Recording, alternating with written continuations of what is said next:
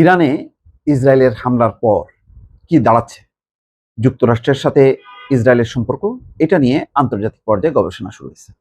অনেকে বলছে যে যে অবস্থায় ইসরায়েল পাল্টা হামলা চালালো ইরানে, এর একটা নেতিবাচক দিক আছে এবং ইসরায়েল এবং আমেরিকার মধ্যে সম্পর্কের উপরের প্রভাব পড়তে পারে, যেটার প্রভাব দীর্ঘমেয়াদী হতে পারে। কি সেটা? পাল্টা হামলা না চালাতে ট্রাম্প অনুরোধ করেছিলেন নেতানিয়াহুকে, কিন্তু নেতানিয়াহু সেটা শোনেনি। না শুনে ইরানের বেশ কয়েকটা শহরে হামলা চালায়, সাথে সাথে ইরানও আবার পাল্টা হামলা চালায়। এই যে যুদ্ধটা নতুন করে আবার শুরু হওয়া, তার মানে আমেরিকার এখন লক্ষ্য হলো যে কোনোভাবেই যাতে ইরানকে চাপে রেখে একটা চুক্তি করে সে এটাকে বলতে চাই যে বিজয় অর্জন হয়েছে। কিন্তু ইসরায়েল ইনভলভ হওয়া মানেই আস্তে আস্তে পরিস্থিতিটা এমন দিকে গড়াবে যে তখন আমেরিকাকে আবার আসতে হবে। আমেরিকা যুদ্ধের জন্য প্রস্তুত না, এটা একেবারেই পরিষ্কার। আমেরিকার সামর্থ্য থাকুক আর না থাকুক, যেহেতু জনমত, তার নিজের দল এবং বিরোধী ডেমোক্র্যাট সব পক্ষই চায় যে আর যাতে না বাড়ুক এই যুদ্ধের ব্যাপারে, আমেরিকা আর যাতে অগ্রসর না হয়। এখন সেই বিষয়টা বারবার ভণ্ডুল করে দিচ্ছে নেতানিয়াহু। ইসরায়েলের হামলাটা কেন? ইসরায়েলের হামলার একটা যৌক্তিক কারণ হলো যে তেহরান বারবার বলছিল যে টোটাল মধ্যপ্রাচ্যে তারা যুদ্ধের অবসান চায়। এটার ভালো প্রস্তাব, ভালো আহ্বান, এবং উপসাগরীয় সবগুলো দেশই তাই চায় যে এখানে যাতে পাল্টা হামলা না হয়। কিন্তু ইসরায়েল সেটা মানছে না, মেনে সে যখনই সুযোগ পাচ্ছে সে তখনই হামলা চালাচ্ছে। হিজবুল্লাহ, যাদেরকে ঘিরে লেবাননে এই সংঘাত, হিজবুল্লাহ বারবার বলছে যদি ইসরায়েল হামলা বন্ধ করে তাহলে তারা হামলা করবে না, কিন্তু ইসরায়েল সেটা শুনছে না, তারা হামলা করেই যাচ্ছে। যার ফলে লেবাননের সাথে যেই আমেরিকার মধ্যস্থতায় ইসরায়েলের যেই যুদ্ধবিরতির প্রস্তাব বা যুদ্ধ বন্ধের যেই প্রস্তাবটা স্বাক্ষর হলো, সেটাও অকার্যকর হয়ে পড়লো। ওয়াশিংটনের হোয়াইট হাউসে বসে যেই সিদ্ধান্তটা হলো সেটাই ইমপ্লিমেন্ট হলো না, বাস্তবায়িত হলো না। এটা আমেরিকার জন্য, আমেরিকার নেতৃত্বের প্রতি বিশ্বের একটা অনাস্থার কারণ হয়ে দাঁড়ালো এবং সবকিছু ঘুরে ফিরে দেখা গেল মূল কারণ কি? ইসরায়েল কোনোভাবেই যুদ্ধ থামুক এটা চায় না। আবার পরিস্থিতি এমন যে ইসরায়েল একা একা যুদ্ধ করবে সেই সামর্থ্য নেই।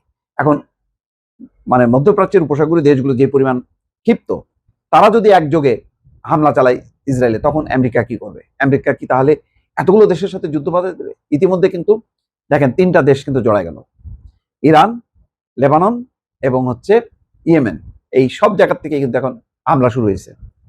এখন আমেরিকা যদি চুপ করে বসে থাকে, ইসরায়েল কি পারবে? সামাল দিতে পারবে না। আর ইসরায়েল যদি ওই অঞ্চলে ধ্বংস হয়ে যায়, তাহলে আমেরিকার আর নিজস্ব কোনো এক নম্বর যার উপর আস্থা রাখতে পারে, ভরসা রাখতে পারে, এমন কোনো শক্তি আর থাকলো না। ফলে এখানে আমেরিকার একটা কৌশলগত পরাজয়। তো সেই কারণে এখন বলা হচ্ছে যে এবার যে ইসরায়েল যাতে পাল্টা হামলা না চালায়, সেটা যে উপেক্ষা হলো, এর ফলে দুই দেশের সম্পর্ক উত্তেজনাপূর্ণ হয়ে উঠছে। ইরানি হামলার জবাব না দিতে ট্রাম্পের অনুরোধের কয়েকদিন আগেই তার সঙ্গে নেতানিয়াহুর তীব্র বাদানুবাদ হয়েছিল। তখন নেতানিয়াহুকে ট্রাম্প বলেছিল সে একটা বদ্ধ উন্মাদ, এবং এটা যে সত্য, তাদের যে উত্তপ্ত বাক্য বিনিময় হয়েছে, এটা কিন্তু পরে ট্রাম্প নিজেই স্বীকার করছে। জো বাইডেন এবং ট্রাম্পের নেতৃত্বের মধ্যকার পার্থক্য তুলে ধরে গোল্ডবার্গ, একজন বিশ্লেষক, বলছেন যে জো বাইডেন প্রেসিডেন্ট থাকাকালে নেতানিয়াহু যেসব কাজ করে পার পেয়ে যেতেন, ট্রাম্পের আমলে তা করাটা তার পক্ষে মোটেও সহজ হবে না। যুক্তরাষ্ট্রের সমর্থন ছাড়া পূর্ণ মাত্রার সংঘাতে ফিরে যাওয়ার মতো অবস্থায় নেই ইসরায়েল এমন কাণ্ড করতেছে যাতে আমেরিকা আবার এসে যুদ্ধে জয়েন করে, কিন্তু আমেরিকা তো যুদ্ধে জয়েন করবে না, তার নিজের এত বড় ক্ষতি সে করবে না। এই ইসরায়েলি বিশ্লেষক মনে করেন আন্তর্জাতিক আভ্যন্তরীণ উভয় দিক থেকেই ইসরায়েল এখন এতটাই দুর্বল যে একা বড় ধরনের সামরিক হামলা চালানোর মতন তার সক্ষমতা নেই। আমেরিকা তো ভালোই জানে ইসরায়েল আর কতটুকু বাড়তে পারে। সুতরাং আমেরিকা যদি নিশ্চুপ থাকে, ইরানকে যদি ছেড়ে দেওয়া হয় যে ঠিক আছে আমরা এবার দর্শক, তুমি যা খুশি তাই করো, ইসরায়েল টিকতে পারবে না, ইসরায়েল একদম ধ্বংস হয়ে যাবে। তো সেটা আবার দীর্ঘমেয়াদে আমেরিকার জন্য ক্ষতি। সে কারণে নেতানিয়াহুর যে এই কথা না শুনে আক্রমণ চালানো, এর ফলে অনেকে মনে করছেন আমেরিকার সাথে ইসরায়েলের সম্পর্কের অবনতি হবে। দেখা যাক। তারপরেও শেষ কথা হলো ইসরায়েল আমেরিকারই বন্ধু, এটাও সত্য।